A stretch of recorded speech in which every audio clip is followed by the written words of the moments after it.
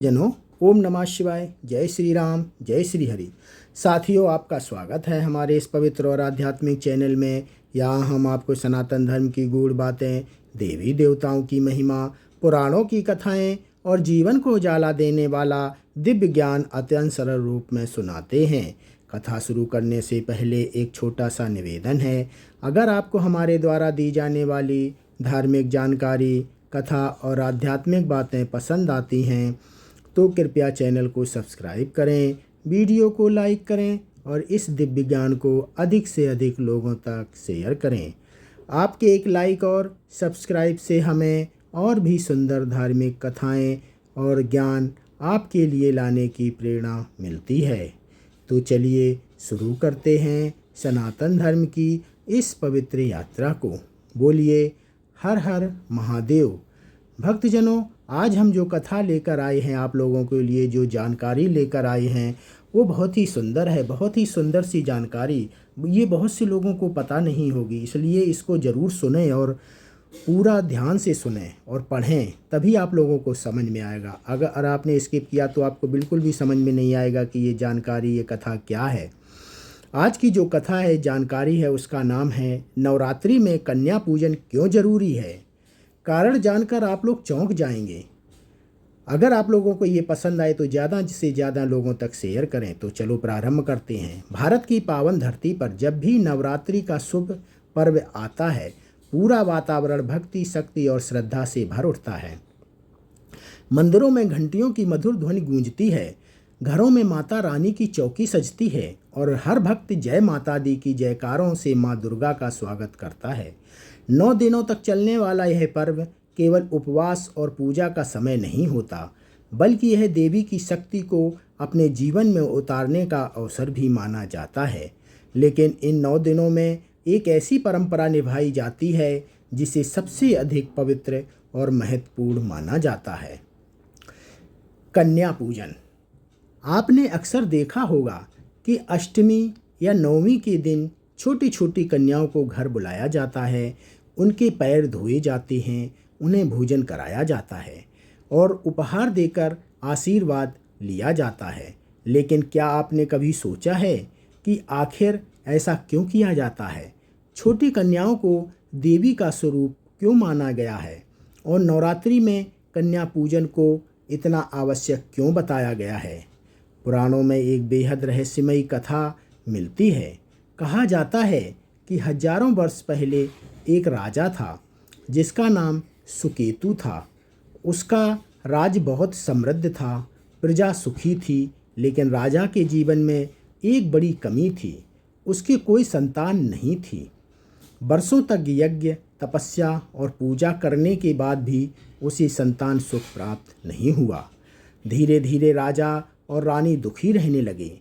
एक दिन महर्षि कात्यायन उनके महल में आए। राजा ने उनका आदर सत्कार किया और अपनी पीड़ा बताई। महर्षि ने ध्यान लगाया और बोले, राजन, तुम्हारे राज्य में देवी शक्ति नाराज हैं। जब तक तुम कन्या स्वरूप में देवी का सम्मान नहीं करोगे, तब तक तुम्हारे जीवन में सुख नहीं आएगा। राजा यह सुनकर चौंक गया। उसने पूछा, गुरुदेव, कन्या में देवी का वास कैसे हो सकता है? तब महर्षि मुस्कुराए और बोले, इस संसार की हर कन्या माँ आदि शक्ति का अंश है। जहाँ कन्याओं का सम्मान होता है, वहाँ देवी लक्ष्मी और दुर्गा स्वयं निवास करती हैं। महर्षि ने राजा को नवरात्रि के दौरान 9 कन्याओं का पूजन करने का विधान बताया। उन्होंने कहा कि कन्याओं को भोजन कराओ, उनके चरण धो और उन्हें देवी मानकर सम्मान दो। राजा ने वैसा ही किया। अष्टमी के दिन पूरे राज्य में कन्या पूजन कराया गया। छोटी छोटी कन्याओं को देवी समझकर आदर दिया गया। कहते हैं कि उसी रात राजा ने एक अद्भुत सपना देखा। स्वर्णिम प्रकाश के बीच माँ दुर्गा प्रकट हुई। उनकी आंखों में अपार करुणा थी। माँ बोली, राजन, तुमने कन्या रूप में मेरा सम्मान किया है, मैं प्रसन्न हूँ। शीघ्र ही तुम्हारे घर में सुख और समृद्धि आएगी। कुछ महीनों बाद रानी ने एक सुंदर कन्या को जन्म दिया। पूरे राज्य में उत्सव मनाया गया। तभी से उस राज्य में हर नवरात्रि कन्या पूजन की परंपरा शुरू हो गई। लेकिन यह तो केवल शुरुआत थी। असली रहस्य तो तब सामने आया जब एक गरीब ब्राह्मण के घर देवी स्वयं कन्या रूप में प्रकट हुई। गरीब ब्राह्मण के घर कन्या रूप में आई माँ दुर्गा। राजा सुकेतु के राज्य में कन्या पूजन की महिमा फैलने लगी। हर घर में लोग छोटी कन्याओं को देवी का स्वरूप मानकर सम्मान देने लगे। धीरे धीरे पूरे राज्य में सुख और समृद्धि बढ़ने लगी। खेतों में भरपूर फसल होने लगी, व्यापार फलने लगा और लोगों के जीवन में खुशियां लौट आईं। लेकिन उसी राज्य के एक छोटे से गांव में एक गरीब ब्राह्मण रहता था। उसका नाम हरिदास था। वह बहुत श्रद्धालु था, लेकिन बेहद गरीब था। उसके घर में कई दिनों तक चूल्हा नहीं जलता था। उसकी पत्नी और बच्चे भूखे सो जाते थे। फिर भी हरिदास कभी माता रानी की पूजा करना नहीं छोड़ता था। नवरात्रि का समय आया। पूरे गांव में उत्सव का माहौल था। लोग कन्या पूजन की तैयारी कर रहे थे, लेकिन हरिदास उदास बैठा था। उसकी पत्नी ने पूछा, आप इतने दुखी क्यों हैं?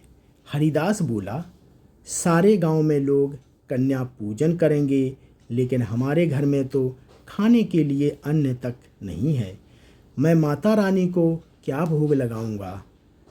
उसकी पत्नी ने कहा, माँ तो भावना की भूखी हैं। अगर सच्चे मन से पूजा करोगे तो माँ जरूर प्रसन्न होंगी। अष्टमी का दिन आया। गांव में ढोल नगाड़ों की आवाज़ गूंज रही थी। हर घर में कन्याओं को बुलाया जा रहा था, लेकिन हरिदास के घर कोई नहीं आया। वह टूट चुका था। आंखों में आंसू लिए उसने माता रानी की मूर्ति के सामने हाथ जोड़कर कहा, हे माँ, मेरे पास आपको देने के लिए कुछ नहीं है, बस मेरी भक्ति स्वीकार कर लो। इतना कहकर वह रोने लगा। तभी अचानक उसके दरवाजे पर दस्तक हुई। हरिदास ने दरवाज़ा खोला तो सामने लगभग 8 वर्ष की एक छोटी कन्या खड़ी थी। उसके चेहरे पर अद्भुत तेज था। उसने लाल रंग के वस्त्र पहने हुए थे और उसके पैरों में घुंघरुओं की हल्की आवाज़ आ रही थी। कन्या मुस्कुराकर बोली, क्या आप मुझे भोजन कराएंगे? हरिदास हैरान रह गया।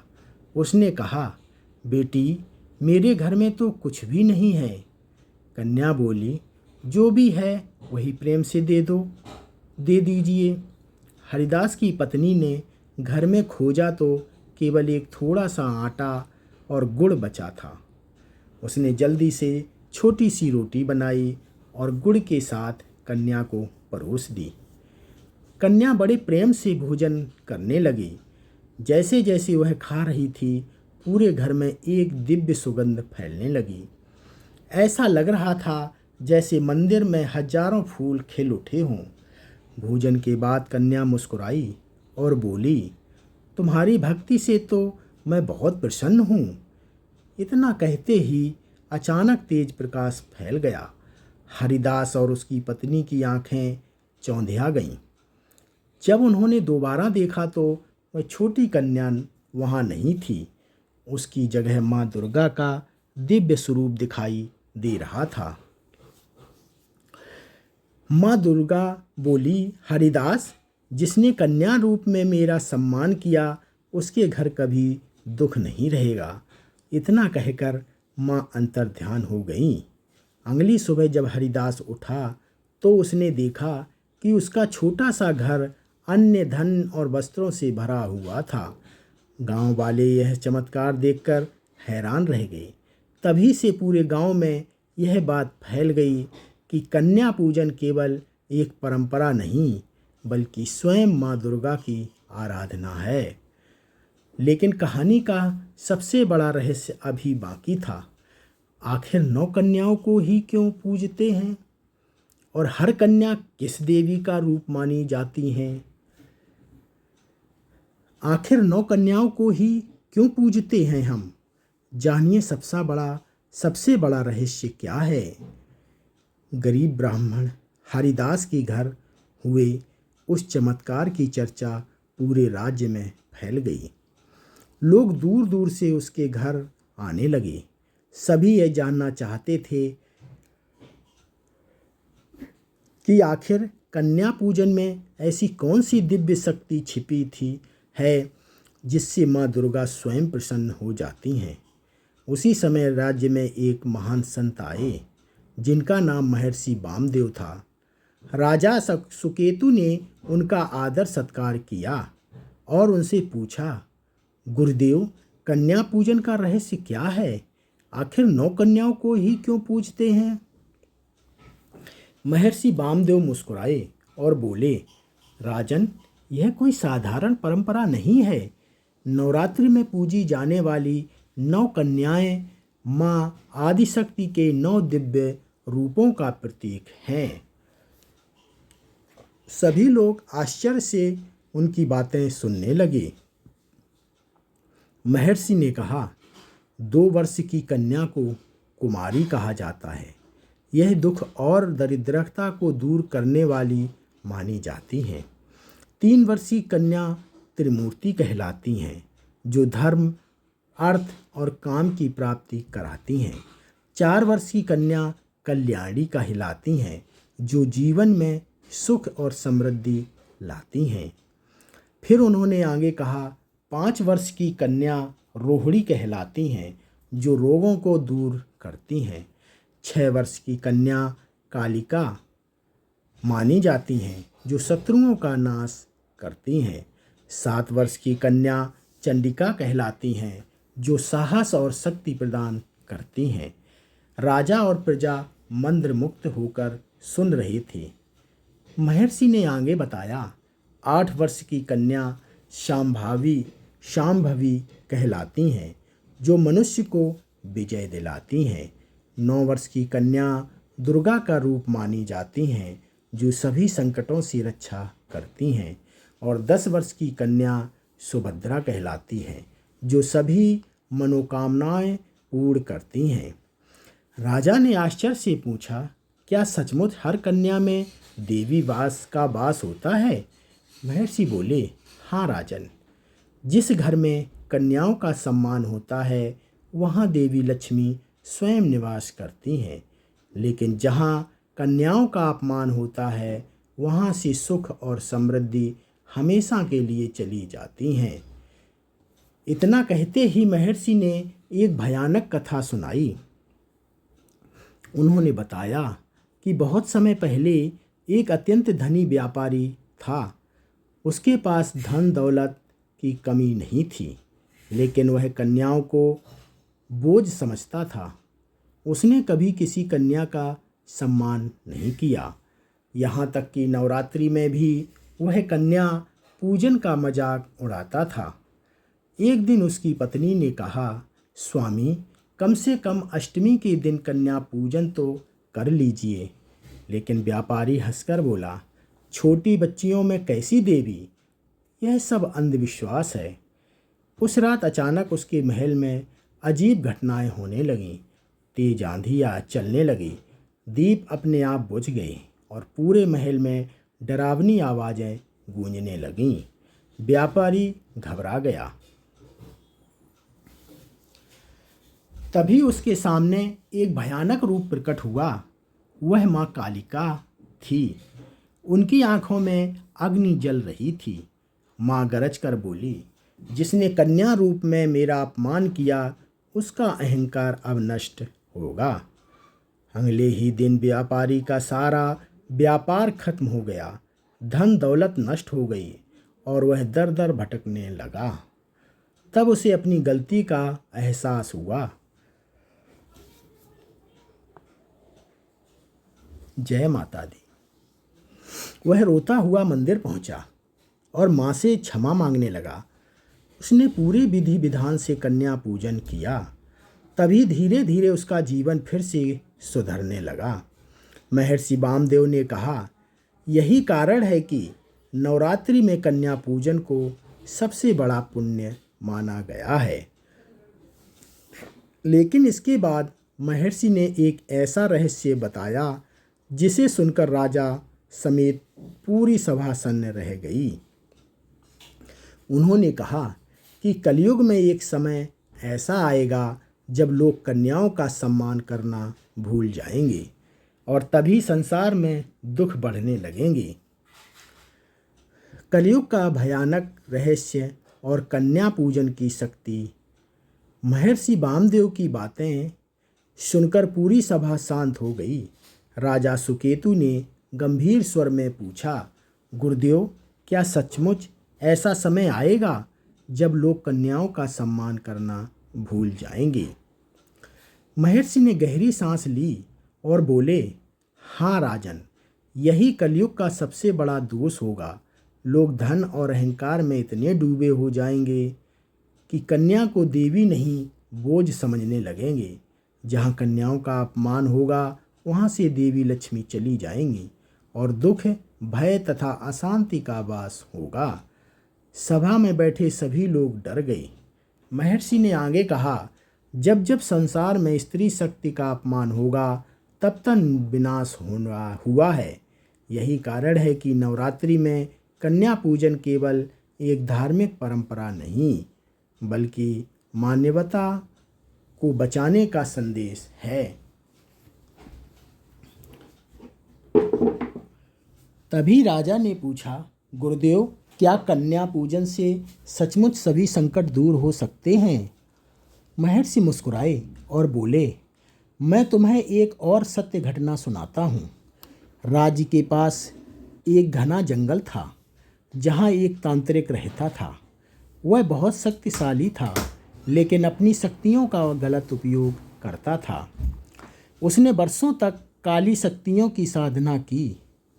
धीरे धीरे उसका अहंकार इतना बढ़ गया कि उसने खुद को देवताओं से भी बड़ा समझना शुरू कर दिया। एक दिन उसने घोषणा कर दी, इस राज्य में अब किसी देवी देवता की पूजा नहीं होगी, केवल मेरी शक्ति चलेगी। लोग भयभीत हो गए।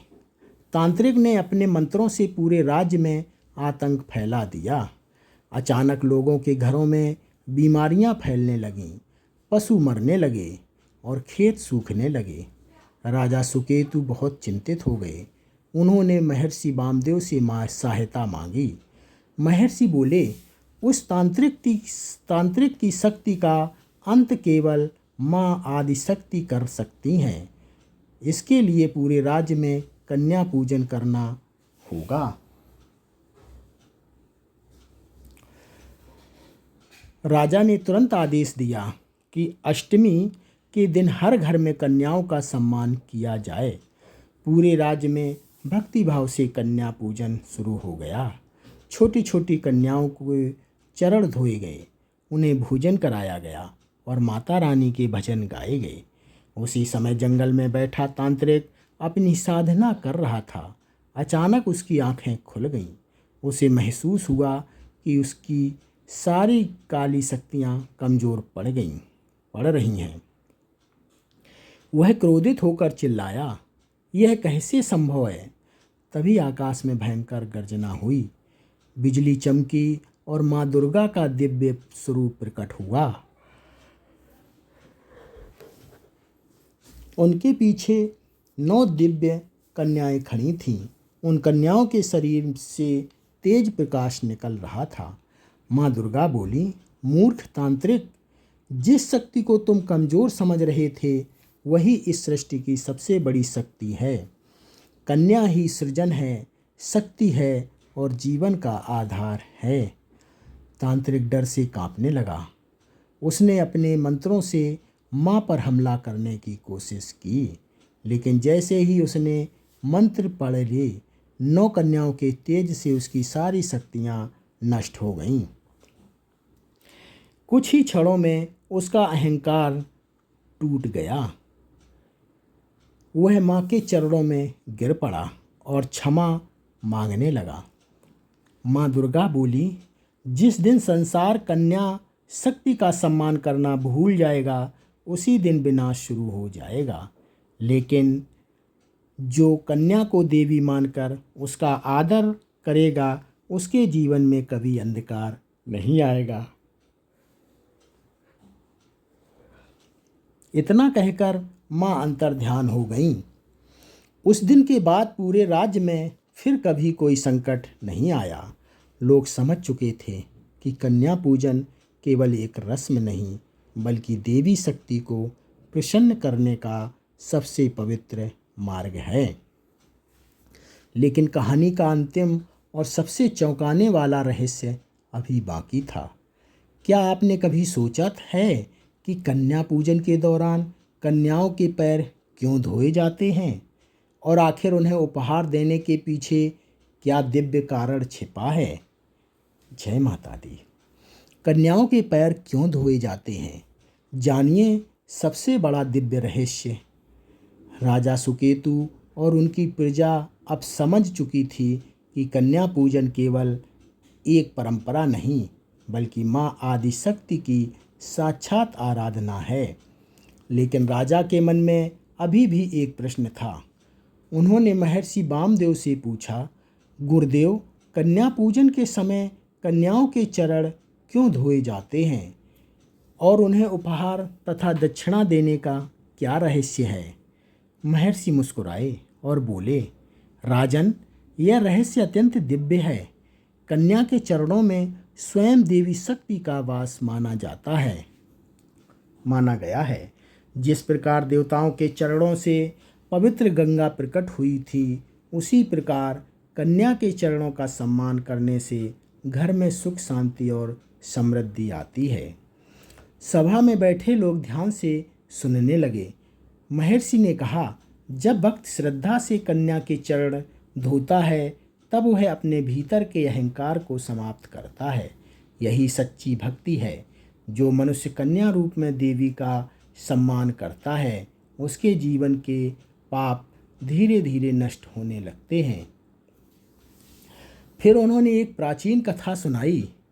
बहुत समय पहले हिमालय के पास एक वृद्ध साधु रहते थे। उन्होंने वर्षों तक तपस्या की, लेकिन उन्हें माँ दुर्गा के दर्शन नहीं हुए। धीरे धीरे वे निराश हो गए। एक दिन नवरात्रि की अष्टमी थी। साधु नदी किनारे बैठे रो रहे थे। तभी वहाँ एक छोटी कन्या आई। उसके हाथ में कमल का फूल था और चेहरे पर अद्भुत तेज था। कन्या ने पूछा, बाबा, आप दुखी क्यों हैं? साधु बोले, मैंने पूरी जिंदगी माँ दुर्गा की तपस्या की, लेकिन आज तक उनके दर्शन नहीं हुए। कन्या मुस्कुराकर बोली, क्या आपने कभी किसी कन्या के चरण धोकर उसे देवी मानकर भोजन कराया? साधु चौंक गए। उन्होंने कहा, नहीं बेटी, मैंने तो केवल कठोर तपस्या की है। कन्या बोली, माँ तक पहुँचने का सबसे सरल मार्ग सेवा और सम्मान है। इतना कहकर वह कन्या जाने लगी। तभी साधु को लगा कि उसके पैरों के निशान से कमल के फूल खिल रहे हैं। साधु तुरंत उसके पीछे दौड़े, लेकिन अचानक वह कन्या तेज प्रकाश में बदल गई। उस दिव्य प्रकाश से माँ दुर्गा प्रकट हुई। माँ बोली, हे भक्त, जिसने कन्या रूप में मेरा सम्मान नहीं किया, उसकी तपस्या अधूरी है। कन्या पूजन की वह मार्ग जिससे मैं सबसे जल्दी प्रसन्न होती हूँ। साधु की आंखों से आंसू बहने लगे। उन्होंने माँ से क्षमा मांगी। उस दिन से उन्होंने हर नवरात्रि के पूजन शुरू किया। कहते हैं कि कुछ ही समय बाद उन्हें दिव्य सिद्धियाँ प्राप्त हुईं और उनका जीवन आनंद से भर गया। महर्षि वामदेव ने राजा से कहा, इसलिए कन्याओं को भोजन कराने के बाद उन्हें उपहार और दक्षिणा दी जाती है।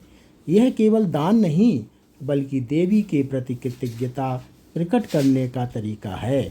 फिर महर्षि ने एक अंतिम भविष्यवाणी की। उन्होंने कहा, कलयुग में जो लोग कन्या पूजन करेंगे, कन्याओं का सम्मान करेंगे और स्त्री शक्ति को आदर देंगे, उनके घर में कभी दरिद्रता नहीं आएगी। लेकिन जो कन्याओं का अपमान करेंगे, वहाँ सुख और शांति हमेशा के लिए समाप्त हो जाएगी। राजा सुकेतु ने उसी दिन पूरे राज्य में घोषणा कर दी कि हर नवरात्रि कन्या पूजन अवश्य किया जाएगा। धीरे धीरे यह परंपरा पूरे भारत में फैल गई। आज भी जब नवरात्रि में छोटी छोटी कन्याओं को देवी मानकर उनके चरण धोए जाते हैं, उन्हें भोजन कराया जाता है और उपहार दिए जाते हैं, तब माना जाता है कि स्वयं माँ दुर्गा उस घर में आशीर्वाद देने आती हैं। इसलिए कहा जाता है, जहाँ कन्या पूजन का सम्मान होता है वहाँ देवता का वास होता है। भक्तजनों, ये कथा, ये जानकारी यहीं पर समाप्त होती है।